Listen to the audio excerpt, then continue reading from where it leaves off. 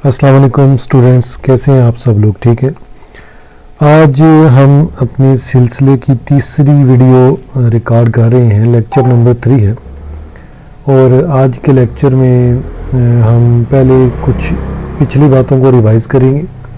जैसा कि हमने विजुअल स्टूडियो कोड को इंस्टॉल करना सीखा, उसके बाद हमने उसके अंदर काम किया, हेडिंग्स वगैरह लगानी सीखी और डॉक्यूमेंट को बनाना सीखा। तो आज उससे आगे चलेंगे। हम विजुअल स्टूडियो कोड को ओपन करते हैं और यहाँ पे हमारी पुरानी फ़ाइल मौजूद है जिसके अंदर हमारा HTML का सेक्शन, उसके बाद हेड का सेक्शन, हेड के अंदर हमारा टाइटल का सेक्शन और फिर उसके बाद हमारा बॉडी का सेक्शन है और उसके अंदर हमने मुख्तलिफ़ किस्म की हेडिंग्स लगाई थी। ये सब आपको याद ही होगा। तो आज हमने जो काम करना है उसमें दो हमारे मेन काम है।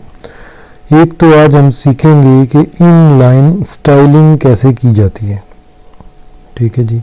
इनलाइन स्टाइलिंग का क्या मतलब होता है कि हमने जितना भी ये कोड लिखा था इसको हमने एग्जीक्यूट किया, तो यहाँ पे ये सारा कोड वर्क कर रहा है, ये सारा कोड काम कर रहा है, लेकिन इसके अंदर कोई स्टाइल मौजूद नहीं है, इसमें कोई कलरिंग मौजूद नहीं है। इसकी राइटिंग का स्टाइल जो है ये ब्लैक है, बैकग्राउंड वाइट है और कुछ भी नहीं। तो हम जो अपनी नॉर्मल लाइफ में अपने वेबसाइट्स जो इस्तेमाल करते हैं, वेब पेजेस देखते हैं, उन पे हम लोग रोज़ ही देखते हैं वो कलरफुल होते हैं, उनके मुख्तलिफ स्टाइल्स बने होते हैं, उनके राइटिंग के स्टाइल्स होते हैं, राइटिंग के कलर्स होते हैं, राइटिंग के साइजेस बड़े छोटे होते हैं, बैकग्राउंड कलर्स होते हैं, इमेजेस होती हैं, उसके अंदर लिस्टें होती हैं। तो आज हम लिस्टों को भी टच करेंगे और उसके साथ पहले हम थोड़ा सा स्टाइल्स की तरफ आएंगे। ठीक है, तो स्टार्ट करते हैं जी। हमने देखें ये दो यहाँ पे हेडिंग्स लगाई थी, एक H1 है और दूसरी H2 है। तो इसी पे आज हम काम करना शुरू करते हैं। अच्छा, स्टाइल होता क्या है कि हम जो काम कर रहे हैं, जो एलिमेंट हमने अपने वेब पेज के अंदर डाला है, उसको हम किस तरह दूसरों को दिखाना चाहते हैं, इसको हम कहते हैं उस चीज़ का स्टाइल करना। तो उसके कलर्स कैसे हों, ठीक है, कंट्रास्ट कलर होने चाहिए। अगर आपकी राइटिंग है तो जैसे ब्लैक है, ब्लैक के ऊपर वाइट है, वाइट के ऊपर ब्लैक है, ब्लू के ऊपर गोल्डन कलर है या गोल्डन के ऊपर ब्लू कलर है, तो इस तरह के कलर्स जो होते हैं वो आंखों को अच्छे लगते हैं और देखने वाले को भी अच्छी लगती है वो चीज़ बनी हुई। तो आजकल तो यही दौर है कि अट्रैक्शन जितनी ज़्यादा होगी उतना ही ज़्यादा आपका काम आगे जाएगा, लोग उसको देखेंगे, उसको सराहेंगे, उसको पसंद करेंगे। तो आज देखते हैं जी कि हम यहाँ पे क्या क्या कर सकते हैं। तो बेसिकली जो हमने आज पढ़ना है वो है स्टाइल का टैग, स्टाइल STYLE, स्टाइल। तो स्टाइल के अंदर जो इसको हम इस्तेमाल कैसे करते हैं, ये किसी भी टैग के अंदर हम इस्तेमाल करते हैं। मिसाल के तौर पे ये है H1 का टैग है, तो इसके अंदर हम स्टाइल को इस्तेमाल करना चाहते हैं, इसको हम कोई स्टाइल देना चाहते हैं। जैसे ये H1 है हमारी my first heading in visual studio code, तो इसको हम प्लेसमेंट इसकी इस तरह करना चाहते हैं कि ये स्टार्ट में ना आए, ये पेज के बिल्कुल मिडल में आए। ठीक है, तो इसको करने के लिए हम क्या करेंगे, देखें, सबसे पहले हम उस टैग के अंदर जिसको हम स्टाइल करना चाहते हैं उस टैग के अंदर हम इसको लिखेंगे। जैसे H1 को हम स्टाइल करना चाह रहे हैं तो H1 के अंदर हम लिखेंगे स्टाइल का एट्रीब्यूट और उसके बाद इज इक्वल टू लगाएंगे। जब इज इक्वल टू आप लिखेंगे तो उसके बाद हमें विजुअल स्टूडियो कोड जो है ऑटोमेटिकली इसको कंप्लीट कर देता है कि इसके आगे डबल कोट्स आएंगे। अब कुछ बेसिक स्टाइल्स के एट्रीब्यूट्स हैं जो आज हम डिस्कस करेंगे, बाकी आप लोग नेट से देख सकते हैं। ठीक है, ज़रूरत पड़ने पे पूछ सकते हैं, तो वो कोई इतना बड़ा मसला नहीं है, नेट पे ये सारी चीज़ें अवेलेबल हैं। सिर्फ ये है कि इसको आपको पता होना चाहिए कि स्टाइल को इस्तेमाल कैसे किया जाता है, इसको यूज़ कैसे किया जा सकता है। तो अभी हम इधर स्टाइल करेंगे, लेकिन स्टाइल का टैग हमने लगा दिया उसके आगे इक्वल टू का साइन लगाया और डबल कोट्स आगे। सबसे पहले हम करते हैं टेक्स्ट, जो हमने लिखा है वो टेक्स्ट है ना, तो टेक्स्ट हम लिखेंगे और देखें सबसे पहला ऑप्शन जो है वो अलाइन है। अलाइन का क्या मतलब होता है कि उसकी प्लेसमेंट आप कहाँ पे करना चाहते हैं, लेफ्ट साइड पे करना चाहते हैं, राइट साइड पे करना चाहते हैं या मिडिल में करना चाहते हैं। तो हमने जो डिस्कस किया था वो ये था कि हम इसको मिडिल में रखना चाहते हैं। तो क्योंकि ये हमारे सामने ऑप्शन आ गया है, खुद ही हमें लिखने की पूरा ज़रूरत नहीं है, तो हम सिंपली क्या करेंगे, एंटर को प्रेस करेंगे। जो ही हमने एंटर प्रेस किया तो देखें पहला काम उसने क्या किया, उसने यहाँ पे कॉलन लगा दिए, ठीक है। और दूसरा उसने उस एट्रीब्यूट के लिए जितनी भी वैल्यूज़ आ सकती हैं वो सारी उसने वहाँ पर हमें दे दी। तो हमने जो काम करना था, जो हमारा टास्क था वो क्या था, हमने उस स्टाइल क्या करना है, उसका मिडिल में उसको लेके आना है पेज के, या सेंटर में लेके आना है। तो हम सेंटर को एंटर कर देते हैं या क्लिक कर देते हैं। तो याद रखें कि स्टाइल के एट्रीब्यूट जितने भी आएंगे वो सारे कॉलन के साथ आएंगे और उनके आखिर में सेमी कॉलन आएगा। तो ये जो कॉलन होता है और सेमी कॉलन जो होते हैं ये कहाँ से आएंगे, अभी हम आपको दिखाते हैं। कीबोर्ड को ऑन करते हैं जी। तो ये देखें बेटा कि JKL हमारे कीबोर्ड पे जहाँ पे होता है और उसके साथ ये वाला बटन है, ठीक है। इस बटन को अगर हम बगैर शिफ्ट के इस्तेमाल करें तो देखें यहाँ पे मैं इसको इस्तेमाल करता हूँ, शिफ्ट मैंने नहीं दबाई, मैं बगैर शिफ्ट के इसको दबाऊंगा, प्रेस करूंगा तो ये देखिए सेमी कॉलन आया। सेमी कॉलन क्या होता है, एक नुक्ता होता है और उसके नीचे एक कॉमा डला हुआ होता है, इसको हम सेमी कॉलन कहते हैं। ये किसी भी लाइन को ख़त्म करने के लिए हम इस्तेमाल करते हैं या एक एट्रीब्यूट को दूसरे एट्रीब्यूट से जुदा करने के लिए हम इसको इस्तेमाल करते हैं। अच्छा, फिर कॉलन कैसे इस्तेमाल होता है, ये जो टेक्स्ट अलाइन के आगे ये वाला जो कॉलन लगा हुआ है इसको हम कैसे लिखेंगे, देखें यहीं पे हम इसको लिखते हैं। इसी बटन को जब हम शिफ्ट की को प्रेस करके ये वाला बटन दबाएं तो बजाय सेमी कॉलन लगने के यहाँ पे कॉलन आ जाता है। मेरा ख्याल है आपको ये बात क्लियर होगी जी। तो अभी हम इसको सेव करेंगे, मैं Ctrl+S प्रेस करता हूँ और उसको मैंने सेव कर दिया। और जब हम इस अपने खुले हुए पेज को रिफ्रेश करेंगे तो देखें जो भी हमने स्टाइल उसको दिया ये इसके ऊपर अप्लाई हो गया और ये जो हमारी हेडिंग यहाँ पर लेफ्ट साइड पर थी ये बिल्कुल एग्जैक्टली मिडिल के अंदर आ गई है, ठीक है। अभी देखें हम इस पेज को अगर बड़ा करते हैं तो अभी भी ये मिडिल के अंदर ही है, ठीक है। और अगर हम इस पेज को छोटा करते हैं फिर भी ये मिडिल में, और अगर हम इसको मोबाइल व्यू के अंदर लेके जाते हैं जितना कि मोबाइल की स्क्रीन होती है तो उसमें भी ये बिल्कुल इधर से मिडिल में है, ठीक है। यहाँ से भी इतना ही फासला है जितना यहाँ से है, ठीक है जी। दूसरे को भी हम यही सेम स्टाइल देंगे, स्टाइल इक्वल टू, और देखें से दोनों हमारे आगे यहाँ पर, ठीक है जी। और यहाँ पर हम इसको टेक्स्ट अलाइन कर देंगे राइट साइड पे, ठीक है। तो राइट पे जाते हैं जब हम, तो राइट आपको पता है कि दायां साइड जो होता है, ठीक है जी। तो अब इसको स्क्रीन की इस साइड भी आनी चाहिए, ये जो हमारी सेकंड हेडलाइन है, ठीक है जी। तो हम इसको सेव करते हैं, मैं इसको Ctrl+S दबा के सेव करता हूँ और इस पेज को हम रिफ्रेश करते हैं तो देखें जी ये लेफ्ट साइड से हमारी राइट साइड पे आ गई। अगर हम इस पेज को बड़ा करते हैं तो देखें ये राइट साइड पे चली गई है, जबकि इस हेडिंग के टैग के अंदर हमने मिडिल लिखा था तो ये मिडिल में आ रही है। अब नेक्स्ट जो हम काम करेंगे वो ये करेंगे कि इस हेडिंग के जो बैकग्राउंड होगा उसको हम कलर देंगे, ठीक है। और इसको भी कलर दे देते हैं, ठीक है। तो बैकग्राउंड के लिए हम क्या करेंगे, यहाँ पे लिखेंगे बैकग्राउंड कलर। तो देखें BAC के जो मैंने लिखा तो बैकग्राउंड कलर सबसे पहला ऑप्शन खुद ही आ गया। तो मैं क्या करूँगा जी, हम इसको एंटर प्रेस करेंगे। जो ही हमने एंटर प्रेस किया तो उसने हमें यहाँ पर पूरा लफ्ज़ भी लिख के दे दिया और साथ उसके कॉलम भी लगा के दे दिए, ठीक है। वो जो जितने भी हमारे यहाँ पर ऑप्शन आ रहे थे वो गायब हो गए हैं, तो वो इसमें घबराने का मसला नहीं है। आप शिफ्ट दबा के जो ही कॉलम लगाएंगे तो साथ ही वो ऑप्शन सारे दोबारा आ जाएंगे। तो आप इनमें से कोई भी कलर सेलेक्ट कर सकते हैं। अगर आप सेलेक्ट नहीं करना चाहते तो आप सिंपली यहाँ पर उसका कोड दे सकते हैं। ठीक है जी। तो कोड जो होते हैं वो हेक्साडेसिमल में होते हैं, वो कुछ भी आप दे सकते हैं यहाँ पे। तो हम इधर सिंपली एक कलर सेलेक्ट कर लेंगे या खुद लिख लेंगे। देखिए मैंने ब्लू लिख दिया।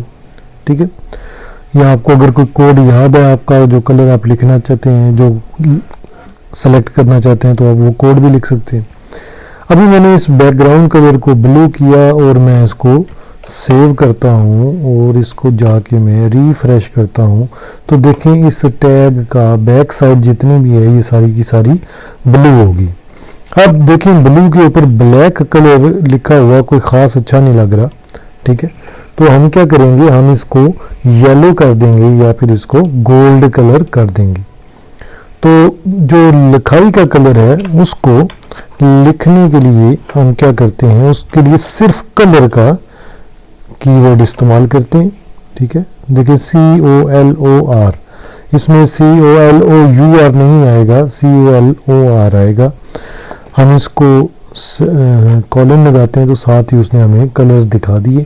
तो हम सिंपली इधर गोल्ड लिख लेते हैं। गोल्ड का आपको पता है गोल्ड कौन सा कलर होता? जी बिल्कुल, गोल्ड सोने के कलर को कहते हैं। ठीक है जी, हम इसको रिफ्रेश करते हैं तो देखें अब हमारा जो हेडिंग का कलर है, राइटिंग की जो कलर है वो गोल्ड हो गया। ठीक है, तो अब ये ब्लू के ऊपर काफ़ी साफ नज़र आ रहा है। ठीक है, तो देखें हमने इसको मोबाइल व्यू में किया तो देखें बड़ा प्यारा नज़र आ रहा है हमें। ठीक है जी। अच्छा, अब नीचे वाली हेडिंग आ गई तो इसका भी सेम हम इसी तरह कर सकते हैं। तो बैकग्राउंड कलर, इसको मैं सेलेक्ट करता हूँ और इसको हम ग्रीन दे देते हैं और ग्रीन के ऊपर जो कलर आएगा वो ब्लू कर देते हैं, कलर ब्लू। ठीक है जी। तो अब हमने इसको सेव कर दिया। जब हम इसको रिफ्रेश करेंगे तो ये सारा ग्रीन हो गया और इसकी जो हेडिंग का स्टाइल है वो ब्लू हो गया। ठीक है जी। तो ये था हमारे स्टाइल के कुछ एट्रीब्यूट्स। ठीक है, जिनको हम नॉर्मली अपने टेक्स्ट के लिए इस्तेमाल करते हैं। आगे चल के हम जो आगे अपनी डिज़ाइनिंग को बढ़ाएंगे साथ साथ हम इसको मज़ीद इस्तेमाल करते जाएंगे। अब आज के लिए दूसरा जो हमारा टॉपिक है वो है लिस्ट्स, जो कि हमारी सिलेबस के अंदर भी मौजूद है। तो लिस्टें बेटा दो किस्म की होती हैं, एक को हम कहते हैं ऑर्डर्ड लिस्ट और दूसरी को हम कहते हैं अनऑर्डर्ड लिस्ट। ऑर्डर्ड का आपको मतलब पता है कि एक ऐसी चीज़ जो किसी ऑर्डर के तहत, किसी तरतीब के तहत लिखी गई हो। तो तरतीब लगाना आप क्या लें, ज़्यादा उसको बेहतर है। ठीक है, और दूसरी जो होती है अनऑर्डर्ड लिस्ट। अनऑर्डर्ड का क्या मतलब हुआ कि बगैर किसी तरतीब के लिस्ट अगर बनाई जाए तो उसको अनऑर्डर्ड लिस्ट कहा जाता है। तो इन दोनों को हम जो बनाते हैं वो UL टैग से, एक को UL टैग से, U से बनता है अनऑर्डर्ड और L से बनता है लिस्ट। ठीक है जी। तो UL लगाने से लिस्ट नहीं बन जाएगी, बल्कि इसके अंदर हमें LIs लगानी पड़ेंगी। LI से क्या बनता है, लिस्ट आइटम, यानी कि इस लिस्ट के अंदर जो आइटम्स हैं वो हम लिखेंगे। तो देखिए हम सिंपली इधर LI टैग लगाते हैं तो क्लोजिंग टैग उसने खुद लगा दिया। अच्छा जी, अब हम इधर क्या करेंगे कि इधर हम पाकिस्तान के शहरों के नाम लिखेंगे। तो देखिए सबसे पहले हम लिखते हैं लाहौर और फिर दूसरी LI हम लगाते हैं और इसमें लिखते हैं कराची। तीसरी LI हम लगाते हैं और इसको हम लिखते हैं इस्लामाबाद। ठीक है जी। उसके बाद अगली LI हम लगाएंगे और इसमें हम लिख लेते हैं झेलम। ठीक है। अब हम इसको सेव करेंगे और इसको रिफ्रेश करेंगे और देखेंगे कि यहाँ पर क्या तब्दीली आई है हमारे पास।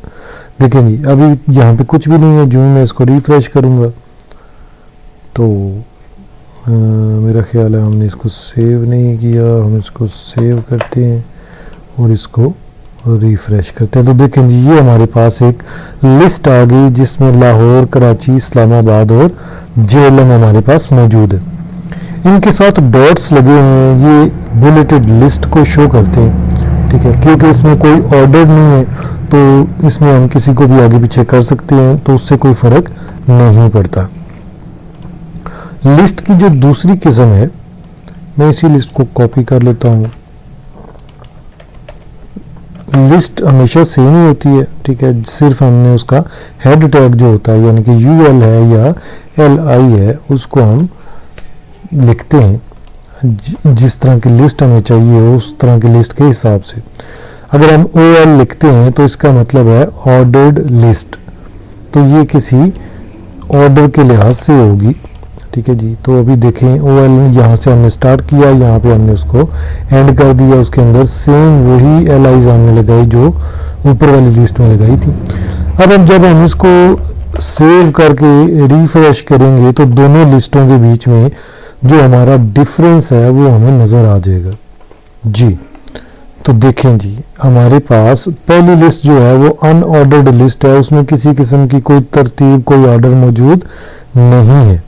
जबकि दूसरी जो लिस्ट हमारे पास मौजूद है तो उसके साथ आप देख रहे हैं उसके बुलेट्स नहीं है बल्कि उसकी नंबरिंग हुई है 1 2 3 4। तो ये एक तरतीब है, ये एक ऑर्डर है, ठीक है।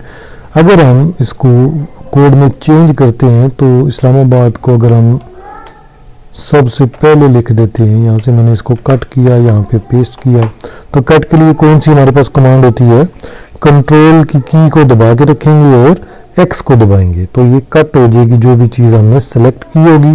और पेस्ट करने के लिए कंट्रोल वी इस्तेमाल करते हैं हम, ठीक है। देखिए मैं इसको अब सेव करता हूँ और इसको हम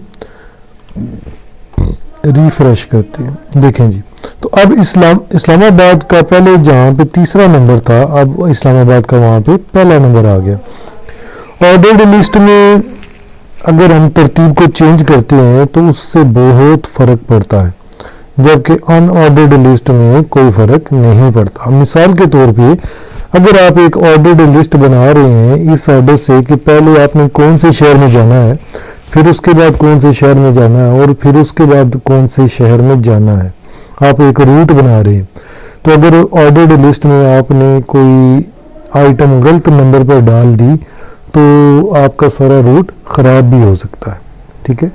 तो इसी तरह जब हम ऑर्डर्ड लिस्ट इस्तेमाल करते हैं तो उसमें हमें ऑर्डर का या तरतीब का ख्याल रखना पड़ता है, ठीक है जी। तो आज का लेक्चर जो है वो यहाँ तक ही था। कल इंशाल्लाह नेक्स्ट लेक्चर में हम वजाहती लिस्ट या डिटेल्ड लिस्ट्स को भी देखेंगे और उसके बाद हम टेबल्स को स्टार्ट करेंगे जो कि HTML पेज का एक लाजमी जुज़ है, ठीक है जी। एक नेसेसरी पार्ट है HTML टेबल का, ठीक है। HTML टेबल जो है एक HTML डॉक्यूमेंट का, ठीक है जी। तो आज के लिए यहाँ तक इतना ही था। आज हमने स्टाइल बनाना देखा, ठीक है, और उसके बाद हमने लिस्ट्स का इस्तेमाल करना सीखा। तो अगर इसके बारे में आपके पास किसी किस्म का कोई सवाल है, कोई क्वेश्चन है तो आप लोग कमेंट्स में पूछ सकते हैं। नेक्स्ट लेक्चर तक के लिए अल्लाह हाफिज़।